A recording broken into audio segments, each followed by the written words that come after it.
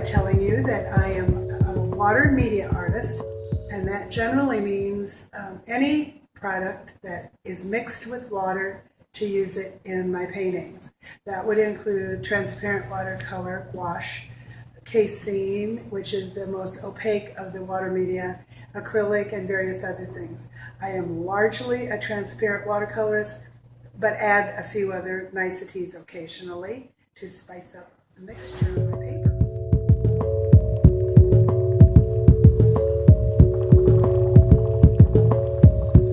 I am generally a person who paints rather abstracted figures or subjects, but I also paint more realistic things, which are on display here for the most part.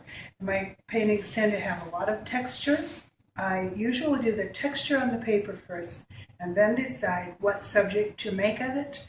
It's a way of making myself more inventive and creative. The leaves here were painted with a wet and wet style or technique. You can see the background in particular shows that, and the interior of the leaves have colors that have been wet when they were applied next to each other, so they've mingled a bit on the paper, which makes a painting look like what it is, a watercolor. This painting above is called Scarlet Leaves, and in this case I traced around an actual leaf off my lawn, several probably, and carefully cut the shape of the leaf from the center of a watercolor paper that I'm not going to paint on. Nearby a former campus, and there are many trees growing on that campus still, even though it's no longer college grounds. And one very windy fall day, I walked through the campus and took many photos of leaves. What's interesting about this one is that the branch actually was horizontal, and the leaves were blowing horizontally because it was so windy. But I recognized that if I put it this way, it made a nice vertical painting. This painting was similar to the other one with the same types of leaves and the same technique. This time I've used a different handling on the stencil that is on the basket or the vase. Being in the Nature Center reminded me of the texture in this corner in here. I have a purchased stencil of a honeycomb pattern, and I use that whether there are bees or honeycombs necessary, simply because it's a pretty pattern. The four paintings around the corner here are all sort of the same type of painting. Each of them is named Two Vessels, and my intention is to make 8 paintings. So far I have only 4 of these. I would say these are black and white paintings, although there are many shades of gray.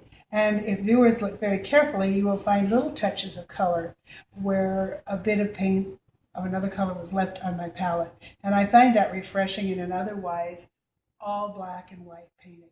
The textures that I used, for instance, on this one, it was a lacy cupcake wrapping, little cardboard wrapping to fancy up otherwise plain cupcakes.